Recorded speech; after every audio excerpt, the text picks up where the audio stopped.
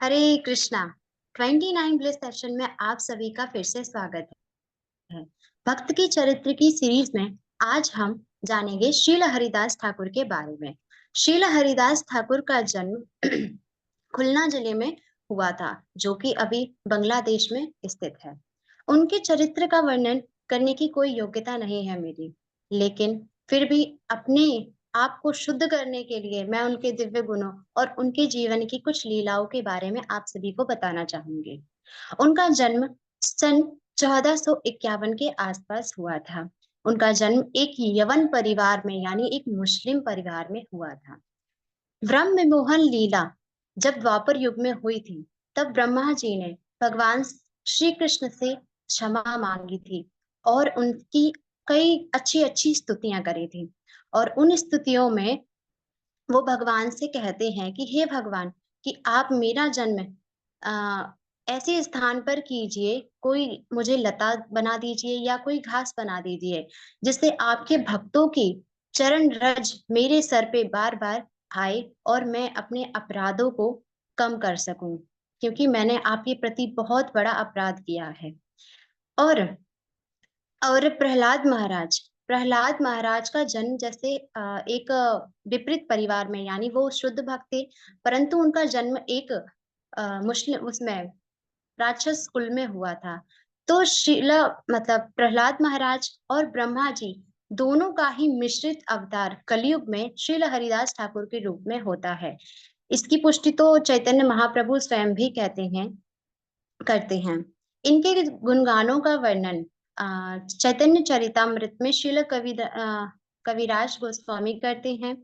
और भक्ति विनोद ठाकुर ने भी इनके दिव्य गुणों का गुणगान हरिनाम चिंतामणि पुस्तक में किया है। श्रीला वृंदावन दास ठाकुर भी आ, उनके दिव्य गुणों का वर्णन करते हैं चैतन्य मंगल पुस्तक में। तो बचपन से ही श्रील हरिदास ठाकुर श्री कृष्ण की भक्ति के प्रति बहुत ही रुचि में थे। उन्हें भगवान की लीलाओं को सुनने में बहुत आनंद आता था। तो जब वह युवा हुए, तो वो अपने घर को छोड़कर चले जाते हैं। वह बेनापोल नामक एक गांव में रुकते हैं। वहां पर वह एक छोटी सी कुटिया बनाते हैं। वहीं पर वो एक तुलसी का पौधा लगाते हैं और उसी तुलसी के पौधे के सामने वह हरिनाम करने लगते हैं। तो वहां के आसपास के जो लोग थे, हिंदू और मुस्लिम सभी प्रकार के जो लोग थे, वो उनकी इसको देखकर बहुत ही आश्चर्यचकित हो रहे थे और उनसे बहुत प्रभावित होने लगे। जिसने फिर वो दो सभी लोग श्रील हरिदास ठाकुर के उनके दर्शन करने के लिए आया करते थे। जिसे देखकर वहां का एक जमींदार रामचंद्र खा बहुत ही क्रोधित होता था, क्योंकि वह एक नास्तिक था और सभी शुद्ध भक्त और वैष्णवों से वह ईर्ष्या करता था। इसीलिए वह हरिदास की प्रसिद्धि को नहीं देख सका। तब वह हरिदास ठाकुर को अपमानित करने के लिए एक वैश्या को बुलाता है। उस वैश्य का नाम हीरा था। वह बहुत ही सुंदर थी। वह हीरा को भेजता है कि आप जाओ और हरिदास ठाकुर के चरित्र को दूषित करो, और ताकि वह सभी के सामने अपमानित हो सके। तो हीरा हीराबाई उनसे 3 दिन की मोहलत मांगती है कि आप मुझे 3 दिन की मोहलत दीजिए। मैं 3 दिन के अंदर हरिदास के चरित्र को दूषित करके सभी के सामने अपमानित कर दूंगी। तो हरिदास ठाकुर के पास वह हीरा जाती है। तो हरिदास ठाकुर नित्य की तरह ही अपना हरिनाम कर रहे होते हैं। वह हीरा जब हरिदास ठाकुर के पास पहुंचती है तो कहती है, हरिदास, तुम तो अभी बहुत युवा हो और बहुत सुंदर भी हो।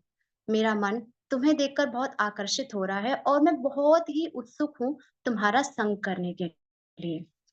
तो ऐसा हरिदास सुनते हैं। तब हरिदास उनसे कहते हैं, देवी, मैंने 1 महीने में 10 लाख नाम जप करने की प्रतिज्ञा की है।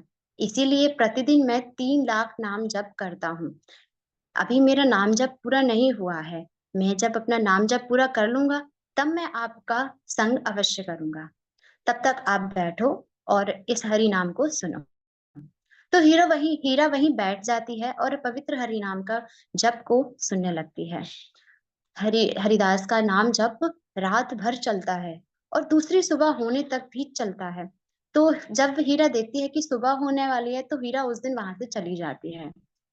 दूसरे दिन दूसरे दिन फिर से हीरा आती है, तो हरिदास से कहती है कि आपने कल मेरी इच्छा पूरी नहीं की थी, लेकिन आज मैं अपनी इच्छा पूरी करवा के जाऊंगी। तो हरिदास कहते हैं अभी भी मेरा नाम जप कंप्लीट नहीं हुआ है, तो आप कृपया बैठिए, इसके पश्चात मैं निश्चित ही आपकी इच्छा को पूरा करूंगा।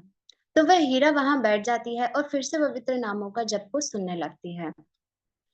नित्य की तरह जैसे कि कल हुआ था, हरिदास ठाकुर का जप रात भर चलता रहता है, और अगली सुबह जब होने वाली होती है तब तक हीरा फिर से चली जाती है।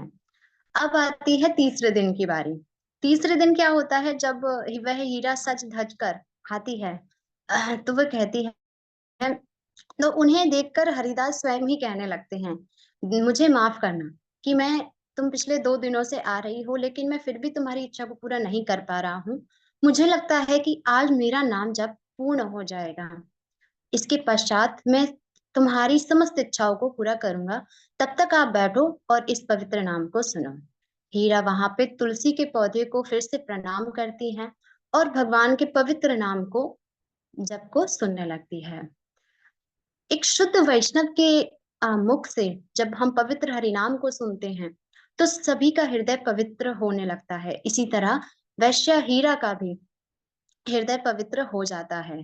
तब वह हरिदास से क्षमा मांगती है और उन्हें सब बातें बताती हैं कि किस प्रकार रामचंद्र खां ने उसे उन्हें भेजा, ताकि वह आपको दूषित कर सके और सभी लोगों के सामने आपको अपमानित कर सके। तो हरिदास मुस्कुराते हुए कहते हैं, मुझे इसके बारे में पता था। मैं तो 3 दिन पहले ही जान चुका था कि रामचंद्र खां ने मेरे विरुद्ध षड्यंत्र रचा है, लेकिन मैं तो सिर्फ तुम्हारे लिए यहाँ था, मुझे तुम्हारा उद्धार करना था। तो फिर हीरा, उद्धार करना था, इसीलिए मैं यहाँ पे रुका। तब वह हीरा कहती है कि हे प्रभु, मेरे मैंने जीवन भर बहुत पाप पूर्ण कार्य किए हैं, आप मुझे एक सही मार्ग बताइए। तब वह हरिदास हीरा से कहती हैं कि तुमने अपने जीवन में आज तक जितनी भी संपत्ति कमाई है, उसको ब्राह्मणों और गरीबों में दान कर दो और फिर मेरे पास आना। हीरा वैसा ही करती है और फिर वापस हरिदास ठाकुर जी के पास जाती है। फिर हरिदास ठाकुर उन्हें दीक्षा देते हैं और जपमाला देते हैं, जिस पर और वे कहते हैं कि तुम यहीं रहो और इस तुलसी के पौधे को नित्य जल देकर हरिनाम को करो। और उन्हें एक नाम भी देते हैं, लक्ष्य हीरा। तब ऐसे उनका नाम लक्ष्य हीरा पड़ जाता है, और वह हीरा प्रतिदिन हरिदास की तरह ही 3 लाख नाम जप करना शुरू कर देती है। फिर वहां से चल के हरिदास ठाकुर एक गांव में पहुंचते हैं। हरिदास वहां पहुंचते हैं, जहाँ जैसे कि मतलब शुद्ध भक्तों के चरणों की जब रज किसी को भी मिलती है, तो वो भी सभी पवित्र हो जाती है। और जब यदि एक शुद्ध भक्त के प्रति अपराध किया जाता है, तो वह अपराध किया जाता है, तो वह मतलब व्यक्ति का जीवन नष्ट होने लगता है। तो ऐसा ही होता है रामचंद्र खा के साथ, क्योंकि उसने अपराध किया था, इसलिए उसका सारा कारोबार नष्ट हो जाता है। अपने भ्रमण के समय हरिदास चलते चलते चंदपुरा गांव में पहुंचते हैं। वहां पर वह बलराम आचार्य के घर पे रुकते हैं और वहां पर कुटिया बनाकर रहते हैं। बलराम आचार्य उन्हें प्रतिदिन भोजन अर्पित करते हैं, देते हैं और उनकी सहायता करते हैं। अब बलराम आचार्य कौन थे? बलराम आचार्य हिरण्य और गोवर्धन मजूमदार के पुरोहित थे। गोवर्धन मजूमदार के एक पुत्र थे, रघुनाथ दास गोस्वामी, जिन्हें हम मतलब आज रघुनाथ दास गोस्वामी के नाम से भी जानते हैं। हरिदास के संग में आते ही उनके हृदय में भी कृष्ण प्रेम जागृत हो जाता है, और वह बचपन से ही भगवान की पूजा भक्ति में लग जाते हैं, जिसके कारण ही हरिदास जैसे गुरु की कृपा के कारण ही उन्हें चैतन्य महाप्रभु का आगे चल के संग भी प्राप्त होता है। एक दिन हरिदास और सभी लोग मिलके हरि नाम के गुणगान करते हैं, और हरिदास कहते हैं कि जिस प्रकार सूर्य के आते ही समुद्र से भी गहरा अंधकार दूर हो जाता है, उसी प्रकार यदि भगवान का पवित्र नाम बिना किसी अपराध के लिया जाए, तो वह समस्त कष्टों को नष्ट कर देता है। तो इस बात को सुनकर बंगाल का एक कर संग्रह करता उसी सभा में बैठा होता है। गोपाल चक्रवर्ती नाम है उनका। तो वह बहुत क्रोधित हो जाते हैं। वो कहते हैं, मैं नहीं मानता इस बात को कि भगवान के नाम से ही हमें मुक्ति मिल सकती है। अगर ऐसा होता है तो मैं अपनी नाक कटवा दूंगा, क्योंकि भगवान के केवल नाम से ही, इसके लिए तो बहुत तप की आवश्यकता है, बहुत कार्य करने पड़ते हैं। लेकिन तो फिर वहां पे सभा में सभी लोग जो उपस्थित होते हैं वो उन्हें बहुत डांटते हैं कि आप ऐसा नहीं कह सकते हैं। आपको नहीं पता है कि हरिदास ठाकुर की स्थिति क्या है, और तुम भक्ति के बारे में क्या ही जानो। क्योंकि उसने भी एक शुद्ध वैष्णव के चरणों में अपराध किया था, इसीलिए 3 दिन के भीतर ही उसको कुष्ठ रोग हो जाता है। और हरिदास वहां से चले जाते हैं। और जब हरिदास को पता चलता है कि उसे कुष्ठ रोग हुआ है, तो वह बहुत ही दुखी होते हैं उसकी सहायता, मतलब उसकी स्थिति को देखकर। चलते हुए हरिदास शांतिपुर में पहुंचते हैं, गंगा के किनारे। जब वह अद्वैत आचार्य जी से मिलते हैं, तो दोनों लोग एक दूसरे को बहुत ही अच्छे से प्रणाम करते हैं। तभी समस्त पतित जीवों के उद्धार के लिए अद्वैत आचार्य आ, गंगा के किनारे बैठकर अपने शालिग्राम शिला को तुलसी पत्र और गंगा का जल अर्पित करते हैं, और भगवान से प्रार्थना करते हैं कि हे भगवान, इस संसार में सभी जीवों के उद्धार के लिए आपको प्रकट होना पड़ेगा। और वहीं दूसरी ओर हरिदास भी एक तीव्र हरि नाम करना शुरू कर देते हैं। इन दोनों लोगों की तीव्र तपस्या के कारण ही चैतन्य महाप्रभु अवतरित होते हैं इस कलयुग में। हरिदास ठाकुर और चैतन्य महाप्रभु के आयु में बहुत अंतर है।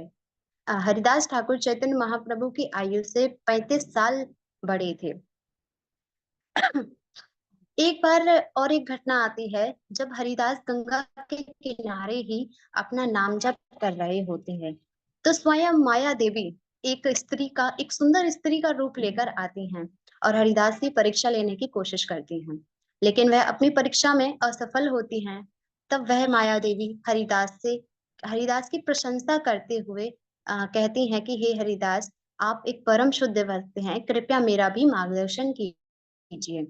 तब हरिदास ठाकुर भी स्वयं माया देवी को ही दीक्षा देते हैं।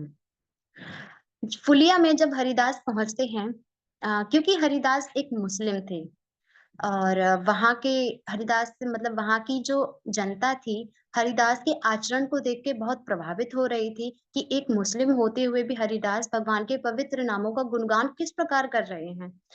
तो वहां का जो राजा था नवाब हुसैन, वो उसको उनकी इस स्थिति को देख के बहुत ही क्रोधित होने लगता है कि एक मुसलमान होके वह हिंदू भगवान के नामों को प्रचार कर रहे हैं। तब वह राजा अपनी सभा में हरिदास ठाकुर जी को बुलाता है। हरिदास ठाकुर से कहता है कि आप तो एक मुसलमान हैं, आप इस जप तप को छोड़ दीजिए, आप अपने कुल की मर्यादा को भंग कर रहे हैं। तो और कहते हैं कि आप हरि नाम को छोड़ दीजिए और आप कलमा को पढ़िए, क्योंकि आप एक मुसलमान हैं। हरिदास मना कर देते हैं। वो कहते हैं कि यदि मेरे इस शरीर के टुकड़े टुकड़े भी कर दिए जाएं, तब भी ये पवित्र नाम मेरे मुख से नहीं जाएगा, मैं इसको नहीं छोड़ सकता हूँ। राजा और क्रोधित होता है और हरिदास को 22 बाजारों में कोड़ों से पीट पीट कर मारने का दंड देता है। अब हरिदास तब भी उसको मान लेते हैं कि ठीक है, लेकिन मैं हरि नाम को नहीं छोड़ सकता। तब राजा के जो जल्लाद होते हैं, वह हरिदास को 1 बाजार, 2 बाजार, 3 बाजार, ऐसा करते करते वह 22 बाजारों तक कोड़े मारते हुए ले जाते हैं। और हरिदास के शरीर पे पूरे कोड़ों के निशान, कोई ऐसा स्थान नहीं था जहां से रक्त ना बह रहा हो। खून, पूरे शरीर उनका खून से लथपथ और घायल हो चुका था। फिर भी जब 22वें बाजार में जब वो उन्हें मारते हैं और वह जल्लाद खुद बहुत आश्चर्यचकित हो जाते हैं और चिंतित हो जाते हैं कि हरिदास तो एक शुद्ध भक्त हैं। तब वे हरिदास से क्षमा याचना करते हैं कि हे हरिदास, हम जान चुके हैं कि आप एक शुद्ध भक्त हैं और एक आप परलौकिक व्यक्ति हैं। क्योंकि हमने आज तक जितनों को भी दंड दिया है, वह तो 1 बाज़ार 2 बाज़ार से ज़्यादा टिक नहीं पाता था। या तो वह मृत्यु खुद ही मर जाता था या फिर राजा की आज्ञा को मान लेता था। लेकिन आप दिव्य हैं हरिदास, कृपया आप हम पर दया कीजिए क्योंकि यदि आप नहीं मरे, तो राजा हमें और हमारे परिवार को मार देगा। तो करुणावश हरिदास ठाकुर उनसे कहते हैं कि ठीक है। तब हरिदास ठाकुर अपने योग की शक्ति से और अपनी भक्ति की शक्ति से अपने शरीर को अवचेतन अवस्था में कर देते हैं। उनके शरीर में कोई हलचल नहीं होती है, जिसे देखकर सब ये घोषित कर देते हैं कि हरिदास जी मर चुके हैं। हाँ, तब उनके शरीर को मतलब राजा कहते हैं कि उनके शरीर को मर फेंकवा दिया जाए गंगा में।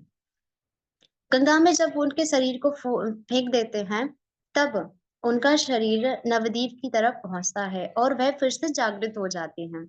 और वह जब नवद्वीप पहुँच जाते हैं, तब फिर वही नवद्वीप में ही रहने लगते हैं और वहीं पर भगवान नाम का प्रचार करने लगते हैं।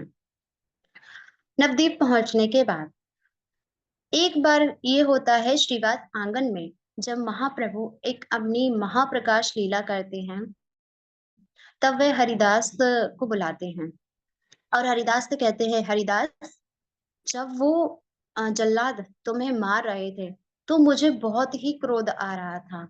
मैं तुरंत अपने सुदर्शन चक्र को लेकर उन्हें मारने के लिए आ रहा था।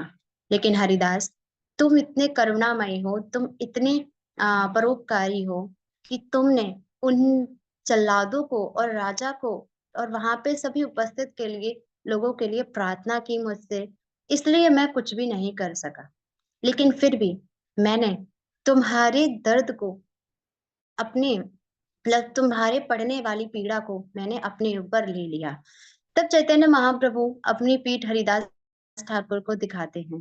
तो हरिदास ठाकुर जब चैतन्य महाप्रभु की पीठ पर वो निशानों को देखते हैं, तो वह बहुत ही अश्रुपूर्ण हो जाते हैं और भगवान के सामने रोने लगते हैं।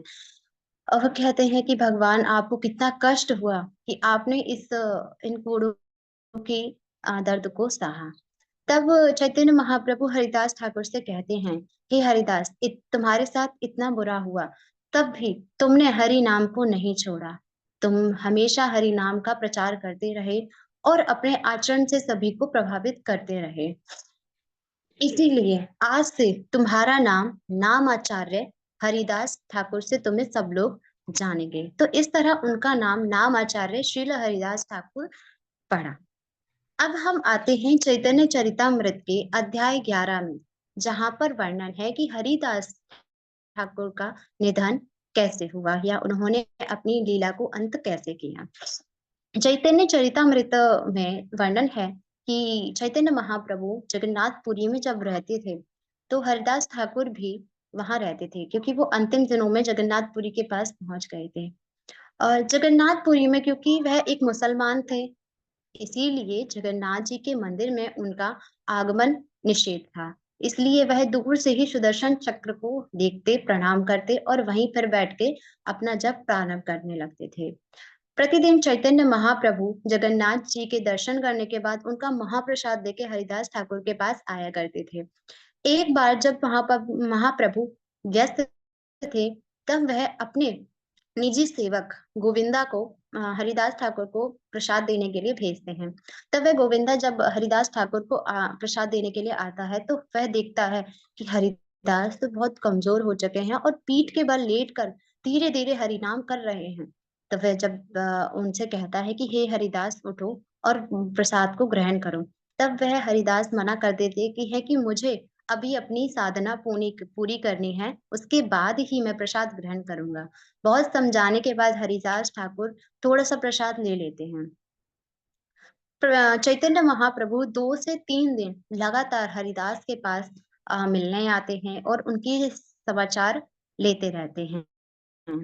एक दिन जब हरिदास ठाकुर मिलने आते हैं, भगवान उनसे, तो हरिदास ठाकुर कहते हैं कि हे भगवान, मैं आपके वियोग को नहीं सह सकता, क्योंकि आप अभी जब अपनी लीला को अंत करके जाएंगे, तो मैं आपके वियोग को नहीं सह सकता। इसलिए आप मुझे अपने सामने मरने की अपनी इच्छा प्रकट करते हैं कि मुझे आपके सामने आपकी लीला अंत करने से पहले ही यहाँ से जाना है।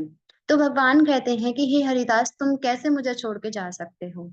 तो हरिदास जी कहते हैं कि हे भगवान, जिस तरीके से एक चींटी के मरने से संसार को कोई फर्क नहीं पड़ता है, उसी प्रकार भगवान, मेरे बिना भी आप अपनी इस लीला को पूर्ण कीजिए, उससे कोई फर्क नहीं पड़ेगा। तो बहुत समझाने के बाद हरिदास ठाकुर अ, मतलब चैतन्य महाप्रभु फिर से वहां पे चले जाते हैं। एक दिन फिर दूसरे दिन चैतन्य महाप्रभु आते हैं सभी भक्तों के साथ हरिदास के देखने के लिए। तो हरिदास को देख इनकी दशा को देखकर सभी लोग जोर जोर से कीर्तन करने लगते हैं, और हरिदास ठाकुर भगवान को अपने सामने बैठाते हैं और भगवान के कमल मुख पर अपने नेत्रों को टिका लेते हैं। भगवान हरिदास ठाकुर भगवान की छवि को अपने हृदय में स्थित करते हैं, चरण कमलों को अपने हृदय में धारण करते हैं, भगवान के मुख को अपने नेत्रों पर टिका लेते हैं और उनके चरण रज को अपने सिर पर धारण करते हैं, और भगवान को देखते ही देखते उनके पवित्र नाम को लेते हुए वह अपने शरीर का त्याग कर देते हैं। उनके शरीर त्यागने के बाद चैतन्य महाप्रभु उनकी अंतिम क्रियाओं को करते हैं, और संकीर्तन कर मतलब उनकी अंतिम क्रिया को करने के बाद वह समुद्र में स्नान करते हैं, और सभी लोग मिलकर हरिदास के भोजन के लिए, मतलब मृत्यु के बाद भोग के लिए स्वयं चैतन्य महाप्रभु भी सभी से दान मांगते हैं, और उसके बाद में सभी भक्तों को भोग प्रसाद देते हैं। तो इस तरह हमने जाना कि श्रील हरिदास ठाकुर ने किस प्रकार अपने पूरे जीवन में हरि नाम का प्रचार प्रसार बिल्कुल भी नहीं छोड़ा। चैतन्य चरितामृत में वर्णन है, मतलब चैतन्य महाप्रभु स्वयं भी कहते हैं कि कुछ लोग होते हैं जो अपने आचरण तो अच्छा करते हैं लेकिन अच्छा प्रचार नहीं कर सकते, और कुछ लोग होते हैं जो प्रचार अच्छा करते हैं लेकिन उनका आचरण अच्छा नहीं होता। लेकिन हरिदास ठाकुर जैसे दिव्य और पवित्र वैष्णव भक्त, जिन्होंने अपने आचरण और प्रचार से संपूर्ण विश्व में अपनी एक अच्छी छवि छोड़ी है, और बहुत ही भगवान नाम का अच्छे से प्रचार किया है। उनकी क्वालिटीज को, हरिदास की कुछ क्वालिटीज को हम जैसे पतित भक्त भी अपने जीवन में यदि सीख सकते हैं, तो वो हैं निष्ठावान। नाम के प्रति हरिदास ठाकुर बहुत ही निष्ठावान थे, और दृढ़ व्रत से ही वह हरि नाम को लिया करते थे। करुणामय, हम सभी को हरिदास ठाकुर की तरह ही करुणामय होना चाहिए, क्योंकि वह सभी के प्रति करुणा दिखाते थे। जैसे जी 22 बाजारों में भी उन्हें पीटा गया, उसके बाद भी उन्होंने उन सभी के ऊपर करुणा दिखाई। और सहनशील और सहिष्णु, सहनशील, उन्होंने अपने जीवन की हर परिस्थिति को सहन किया, और सहिष्णु होकर, जिस प्रकार एक वृक्ष सहिष्णु होता है, उसी प्रकार सारी परिस्थितियों को झेलते गए और अपने जीवन को भगवान प्रचार में लगाए रहे। उन्हें नाम का आचार्य भी कहते हैं, क्योंकि उन्होंने हर स्थिति में नाम को नहीं छोड़ा। इसलिए हम भक्तों को भी चाहिए कि हम हरिदास ठाकुर के इन दिव्य गुणों को अपने अंदर लाने का प्रयास करें, और भगवान के नाम प्रचार अच्छे से कर सकें।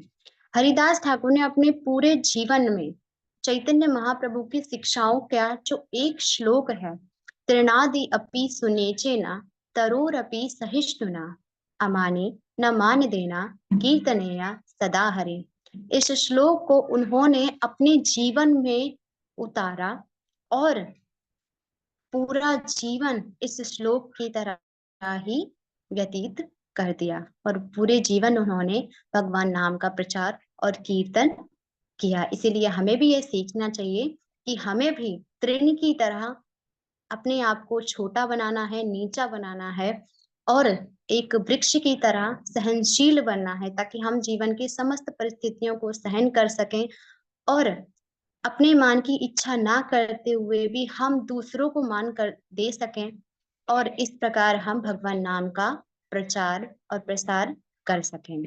हरे कृष्णा। आप सभी का धन्यवाद। यदि मेरे से कोई त्रुटि हो गई हो तो मुझे क्षमा कीजिए। हरे कृष्णा। श्रील हरिदास ठाकुर की जय, श्रील प्रभुपाद की जय, हरि नाम संकीर्तन की जय। हरे कृष्णा।